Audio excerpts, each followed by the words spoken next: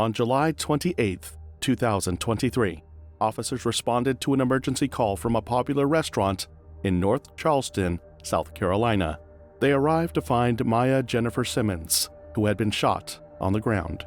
Although people were attempting CPR on the woman, she passed away when she was taken to the hospital. Maya, a 30-year-old businesswoman and mother of 8 kids, was murdered by Keisha Simmons Birch, her fiancé's ex-girlfriend, who was enraged that her ex-boyfriend had proposed to a new woman. Tensions were high when the two met, and in a fit of jealousy, this innocent woman was shot because Keisha could not just move on. This is the story of Maya Jennifer Simmons, who was loved by so many but taken far too soon in a senseless act of violence. As we explore the details of what occurred that night, we offer our sincerest condolences to Maya Jennifer's family, friends, and the many customers she served. Also, we would like to take this crime case as a close reminder to everyone to be careful. Our story takes us to North Charleston, a city in South Carolina. Maya was a hard-working mother of 8. She was the mother of 8 children named Monier Rivers, Desire White, Tanila Sumter, Tamaya Sumter, Ava Moore, Chase Daniels, and Journey Jones. Unfortunately, one half of twin daughters, Dream Jones, had died years before, making her a mother of 9 before her untimely demise. Despite the heartache, Maya pushed on to raise her children. She was very involved in their lives and taught her children how precious God is. She was the proud owner of the Treat Fairy Collection, an eyelash-selling business, and Treats by Maya, which was a baking business that was doing well in North Charleston, South Carolina. Not only that, but she also owned a 360 photo booth service, where people would pay to use a 360-degree camera photo booth, making her a true entrepreneur at heart. At that time, life was good for Maya. Financially, she was doing great, and she was also a great mother to her kids. One thing was about to happen to make her life even more perfect. And, as fate would have it, Maya had even more reason to smile. Her boyfriend, Tyrone Jones, a man she had grown close to, had just proposed, marking what should have been the beginning of a new chapter in her life.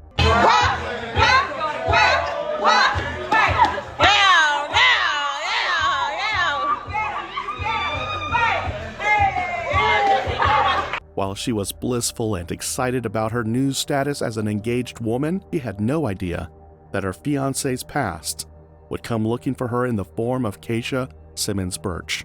Maya's fiancé had previously been in a relationship with another woman named Keisha Simmons Birch, a 39-year-old businesswoman.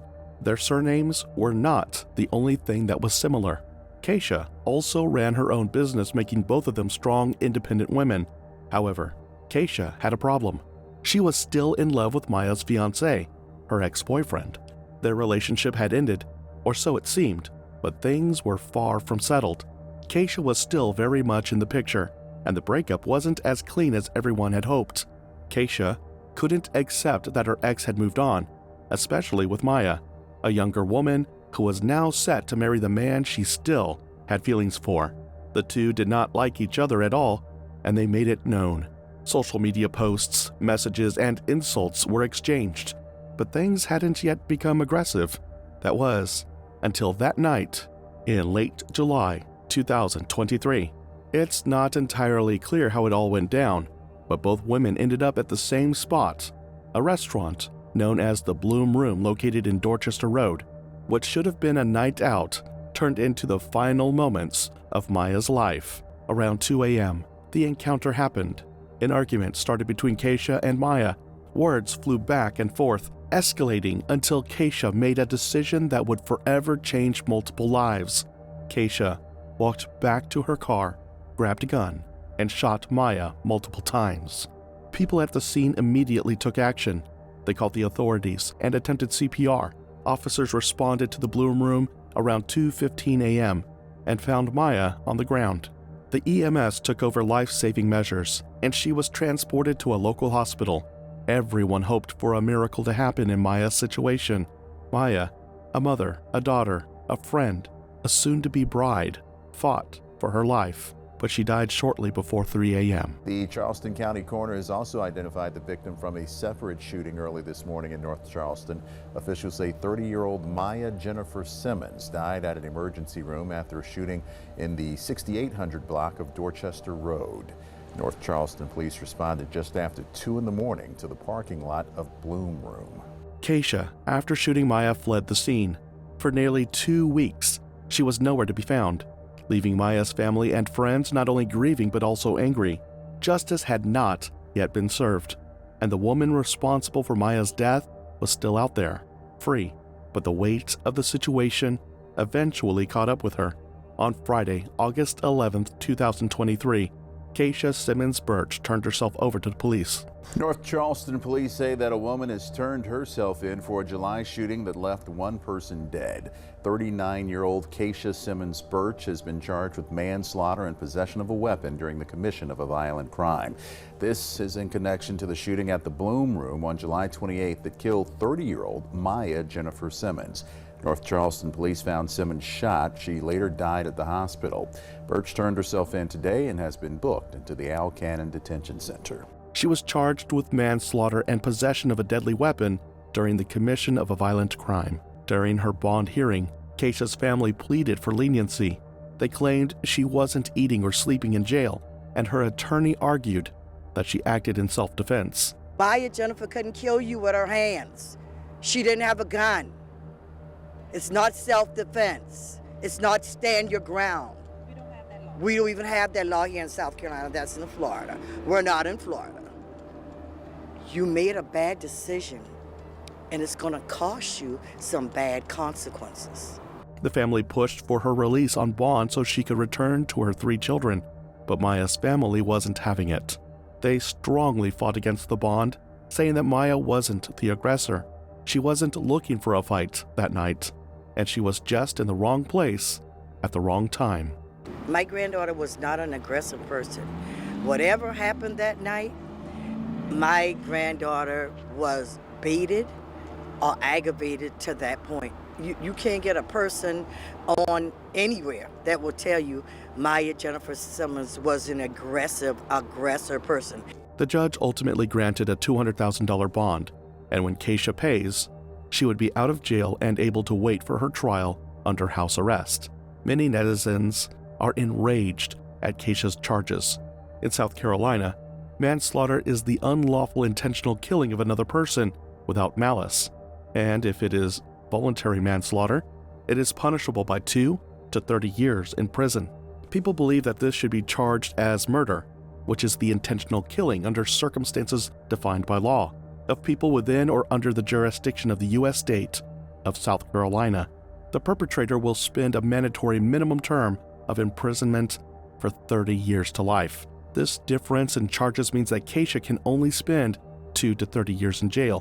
What do you think? With the way this crime was described, should the charges be manslaughter or murder? The case is still ongoing, and both families are left grappling with the fallout of that tragic night. On one side, Maya's children will grow up without their mother, while on the other side, Keisha's children face the possibility of losing their mother to the justice system for years to come. What is strange about this case is that there is little information about Tyrone Jones, Maya's fiancé and Keisha's ex-boyfriend. Most of the interviews were granted by Maya's family members, and he has stayed out of the media. While it was only speculated that Tyrone was dating the 2 women at the same time, one Facebook post from Maya's sister hinted that Tyrone had moved on too fast, and she was not happy about it.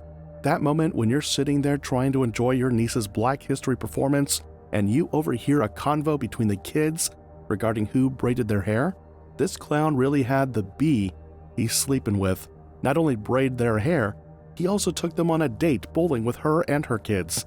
Maya Jennifer Simmons hasn't even been gone a little over 6 months, and the MFer, who is the cause of her death, has been doing the most disrespectful things since she's died.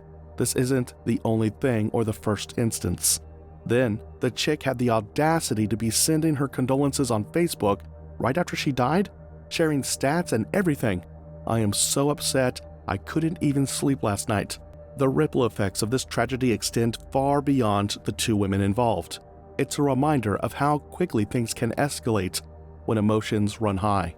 One moment, you're out with friends making memories, and the next, your life is over. Maya's memory deserves to be more than just a headline. Her life was rich with love, laughter, and ambition, and though she's gone, her story will continue to resonate, reminding us all of the importance of kindness, and most importantly, the value of human life. Thank you so much once again for watching another video by Wednesday Crime.